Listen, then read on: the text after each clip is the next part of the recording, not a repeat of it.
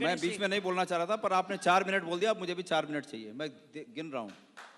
नहीं, आप उनकी बातों का जवाब देना चाहते हैं, हाँ। अपने सवाल पूछना चाहते हैं? मैं पहले उनकी बात ले जाना चाहती हूँ, मैं पहले उनकी बात का जवाब दूंगा। वैक्सीन की बात का? हाँ, उसका जवाब दूंगा। इस देश में अतीत में जितनी महामारियां फैली, कांग्रेस का शासन था, और आपके बाहों पे भी जो चवन्नी जैसा निशान होगा ना, वो कांग्रेस के शासन का निशान है। और ये भी बता दूं आपको, अभी तक जितनी सरकारें आई, सभी सरकारों ने मुफ्त टीकाकरण किया, मुफ्त। आप कोई नया काम नहीं कर रहे हैं। हाँ, ये जरूर है कि पहली बार हो रहा है कि अगर टीका भी लग रहा है तो उसमें प्रधानमंत्री जी की फोटो पहले दिख रही है कि भाई ये ही हैं, ये हैं करके आप बचे हो। ये नहीं रहेंगे तो ये जबरदस्ती किसी के मनस में बिठाया जा रहा है कि ये हैं करके ये टीका आया। और टीका कहां बना? कांग्रेस के द्वारा निर्मित प्रयोगशालाओं में टीका बना है।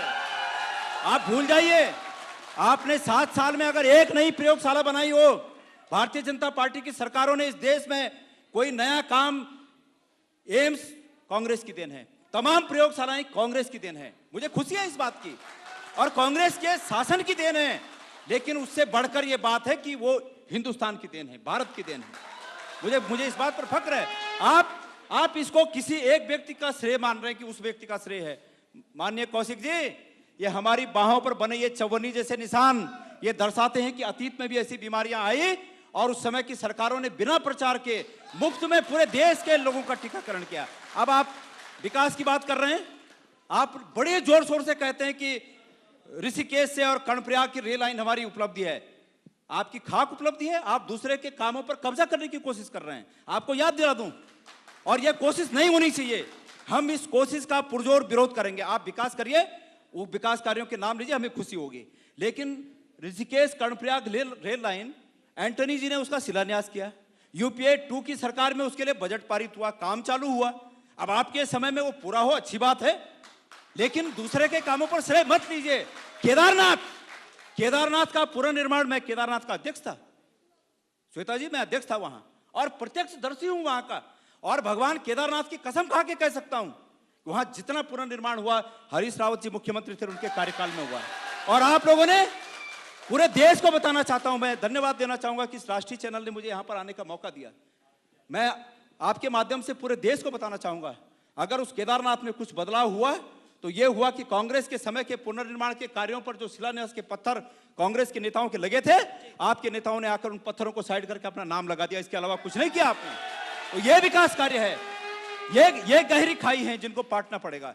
आपको इसके लिए जवाबदेह ठहराया जाएगा और इस प्रदेश की जनता आपको जवाबदेह ठहराएगी। अब आप प्रश्न करिए। गणेश जी ने जो बातें कही हैं, मदन जी, उन्हीं का जवाब दे दूं? नहीं, उनका जवाब तो आप देंगे।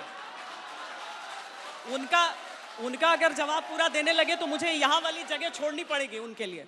लेकिन उनके आरोप हैं, उसका आप जवाब दीजिए कि क्या आप दूसरों के कामकाज का श्रेय लेते हैं, क्योंकि वहां यूपी में समाजवादी पार्टी कहती है, यहाँ पर कांग्रेस पार्टी कह रही है। लेकिन साथ में मुझे ये तो बताइए कि बीजेपी का चेहरा कौन है इस बार? देखिए, बीजेपी का चेहरा पूरे देश के अंदर है कमल का फूल। कमल का फूल, कमल का फूल बीजेपी का चेहरा होता है। क्या कहा? अरे भाई सुनने दो, क्या कहा उन्होंने? कमल का फूल। लेकिन मैं गोदियाल भाई से एक बात जरूर कहना चाहूंगा, केदारनाथ का अभी फर्स्ट फेज का काम पूरा हुआ है, सेकंड फेज का भी शुरू होने वाला है। फर्स्ट फेज का काम होने में 5 वर्ष समय लगे हैं। गोदियाल भाई जी को तो यह भी नहीं पता फर्स्ट फेज में कितना पैसा खर्च किया हम लोगों ने, यह भी नहीं जानकारी अभी आपको। ये भी आप मुझे नहीं पता, आप बता दो। आप बता दो। आप नहीं बता सकते। आप दे दो आंकड़े, कितने खर्च किए आपने? हम लोगों ने प्रधानमंत्री नरेंद्र मोदी जी के नेतृत्व में राज्य सरकार से तो हमने जो दिया, हमने देश के जो अन्य लोग हैं CSR में उस पैसे को लेकर केदारनाथ में जो काम हुए उनके द्वारा हुए हैं। और आप ये मानकर चलिए गोदियाल भाई, हमने कभी नहीं कहा कि आपकी लैब में कोरोना का टीका बना, वो आपकी लैब थी। हमने कहा होगी, आपने बनाई होगी, अभी भी कह रहा हूं। लेकिन कोरोना का टीका बनने के बाद यदि आपके नेता ये ना कहते कि ये मोदी का टीका है, आपके नेता उस पर उंगली ना उठाते, तो शायद देश पर आपको विश्वास कर लेता। किसी ने नहीं कहा, किसी ने नहीं कहा ये देश का टीका है, मोदी का टीका नहीं है, ये देश का टीका है। ये जबरदस्ती मोदी का नाम मत लाइए, मोदी जी का नाम जहां है वहां रहने दीजिए। मोदी जी का टीका नहीं है, देश का आपने टीका है। दूसरी बात कही गोदियाल भाई, आपने एक बात और कही कि देश का प्रधानमंत्री खड़े होकर जब जनता में संदेश देता है, क्या देश का प्रधानमंत्री आपका प्रधानमंत्री नहीं है? क्या मोदी जी भारत के 130 करोड़ लोगों के प्रधानमंत्री नहीं है? पहले भी थे, यदि वो भारत के इंदिरा जी 130 भी करोड़ थी, लोगों के प्रधानमंत्री इंदिरा जी भी हैं, थी, नेहरू जी भी आपको थे, परेशानी नहीं इंदिरा होगी। जी और नेहरू जी भी थे, मैं आपके बीच में नहीं बोला, और उस समय भी टीकाकरण हुआ। आप मेरी पूरी सुन लीजिए। उस समय भी हुआ, नेहरू जी भी थे प्रधानमंत्री, आप मेरी इंदिरा जी बात भी नहीं थी, सुनेंगे। उस समय भी टीकाकरण। फिर मैं बीच में बोलूंगा, आपने मैं खुद नहीं कहा बोला था आपके बीच में नहीं बोलना है। बोलिए, कंप्लीट कीजिए। देखिए, कांग्रेस की नारा लगाने से कोई फायदा नहीं होगा, कोई बोल नहीं पाएगा।